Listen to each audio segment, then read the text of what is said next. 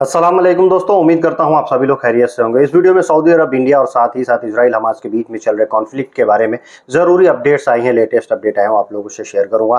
India में तो एक एयरपोर्ट पे आदमी जो है अपना सामान छोड़ के ही भाग गया और उसके बाद से सऊदी में जो है अलर्ट जारी किया गया। अगर आप लोग कुछ सामान लेके जा रहे हैं, दोबारा से खतरनाक वहाँ पे अलर्ट जारी किया गया है और एक ऐसा सेक्टर है जहाँ पे जो है सऊदीजेशन हो रहा है, उसके बारे में भी अपडेट दूंगा। और इसराइल का बहुत सारा मतलब हज़ारों डॉलर्स के जो उसके गन के बुलेट्स होते हैं वो चोरी हो गए हैं। और अब जो है अमेरिका भी इजराइल से सख्त हो रहा है, इजराइल के खिलाफ जो है वो भी अपना मतलब बोल रहा है। जो बाइडन का एक बयान है वो भी आप लोगों से इसमें शेयर करूंगा। तो चलिए, वीडियो को शुरुआत करने से पहले आप लोगों से गुजारिश करता हूं, अगर आप लोग मेरे चैनल पर नए हैं तो चैनल को सब्सक्राइब करके ऑल नोटिफिकेशन ऑन कर लीजिए।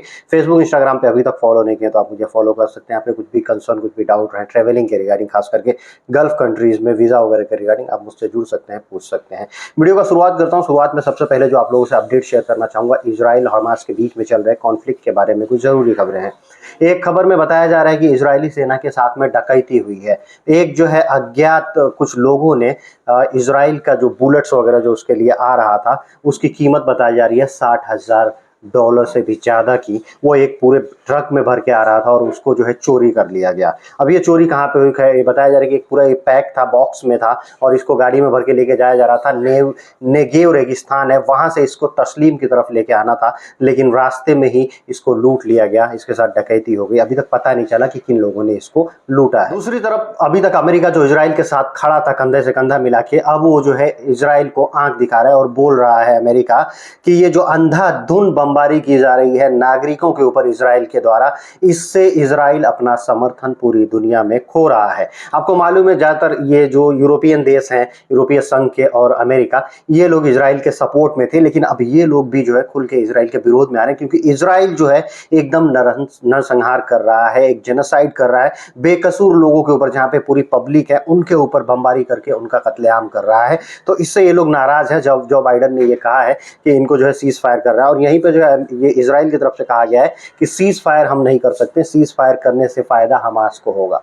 मतलब एक बार ये कर चुका है और उसके बाद से अब चाहता है कि हम सीज फायर नहीं करें, मतलब सबको जो है मार दें। और इससे ये एकदम जो है सही बात है कि पूरी दुनिया के लोग जो है, मैक्सिमम देशों के लोग और वहाँ की सरकारें जो है अब इजराइल के खिलाफ हैं, क्योंकि उसकी बर्बरता पूरी दुनिया के सामने आ चुकी है। दोस्तों, अगला जो खबर शेयर करना चाहूंगा वो जो है फिल्म एक्ट्रेस प्रियंका चोपड़ा की तरफ से। प्रियंका चोपड़ा जो कि बेबाक अपना राय रखती हैं पूरी दुनिया में, कहीं भी कुछ चीज़ें हो रही होती हैं तो उनका भी जो है एक राय आया है, जो फिलिस्तीन के ऊपर अत्याचार इजराइल की तरफ से हो रहा है इसको लेके। उन्होंने भी इसको बताया है कि जो बच्चे और बेकसूर औरतों को मारा जा रहा है गाजा में इजराइल के द्वारा, वो कहीं ना कहीं गलत है, सीज फायर होना चाहिए। तो वो भी सीज फायर के ये में और उन बच्चों के सहायता के लिए, ताकि उनको जो है मानवीय सहायता उन तक पहुंचाया जा सके सीज फायर के सपोर्ट में। अगला जो खबर है वो इंडिया से। आप लोगों को मालूम है, आप लोग जब ट्रैवल करते हैं किसी भी ट्रेन में तो आपको टिकट नहीं मिलती है। कई बार आप जो है तत्काल में भी कोशिश करते हैं, टिकट नहीं मिलती है। तत्काल 10 बजे 11 बजे आप कोशिश करते रहते हैं, टिकट नहीं मिलती है। लेकिन कई लोग ऐसे होते हैं जो आपसे ज़्यादा पैसा लेके आपका टिकट करके दे देते हैं, उनको बोला जाता है टिकट माफिया।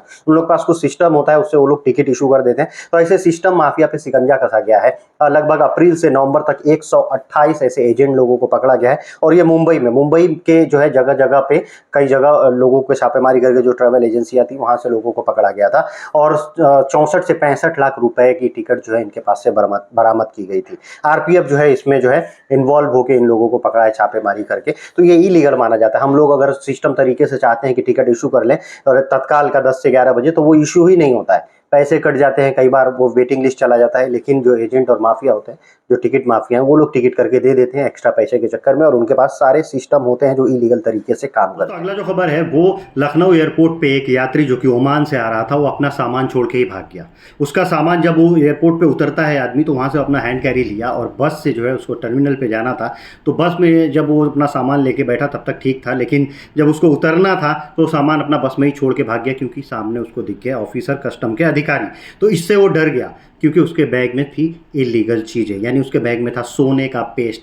जब वो बैग देखा गया, अज्ञात बैग वहाँ पे मिला, कोई नहीं है, यात्री यहाँ से चले गए हैं। तो जब उस बैग को खोला कस्टम वालों ने, तो उसमें से जो है भर भर के सोने का पेस्ट निकला। तो आप समझ सकते हैं स्थिति कि वहाँ से स्मगलिंग करने के लिए ये चीज़ें लोग लेके आते हैं, लेकिन जब देखते हैं ऑफिसर्स को तो डर जाते हैं और वहाँ पर फिर वो पकड़े जाते हैं। लेकिन वो आदमी इतना डरा कि सामान छोड़ के भाग गया। अपनी जान तो बचा लिया कि चलो हमको जेल वगैरह ना हो, लेकिन जब अगर एयरपोर्ट की अथॉरिटी चाहेंगे तो आदमी कौन था, कहाँ से था, कहाँ उसका घर है, A to Z वो निकाल सकते हैं, क्योंकि बोर्डिंग पास से पता चल जाएगा। फ्लाइट के अंदर वो अपना सामान लेके जा रहा होगा, यहाँ से भी, मस्कत से भी, हर जगह से उनको जो है पता चल सकता है। दोस्तों सऊदी अरब के अल अजीजिया रीजन में जिद्दा में जो है छापेमारी की गया।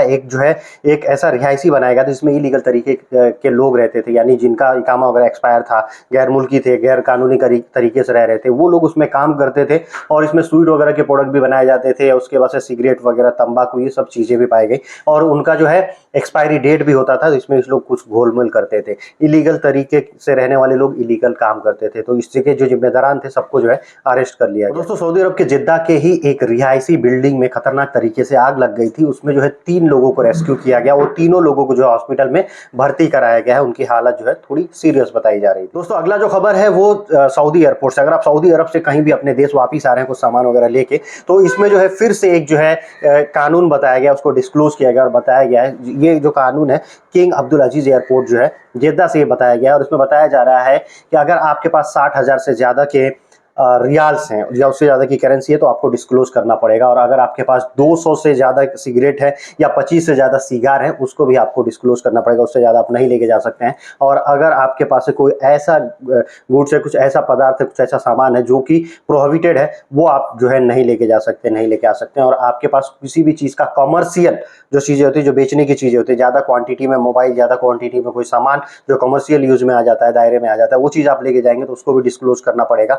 और ज्वेलरी अगर आपके पास 60,000 रियाल से ज़्यादा की है तो उसको भी आपको डिस्क्लोज करना पड़ेगा। और किसी भी तरह के प्रीसियस मेटल या कीमती जो है वस्तुएं होती हैं, मेटल होते हैं, वो होंगे तो वो भी आपको डिस्क्लोज करना पड़ेगा। दोस्तों अगला जो अपडेट है वो सऊदी अरब में साउदीजेशन के रिगार्डिंग है। एक और ऐसा क्षेत्र है जिसमें साउदीजेशन किया जा रहा है अप्रैल 2024 यानी अगले साल अप्रैल से जो है इसमें हो जाएगा।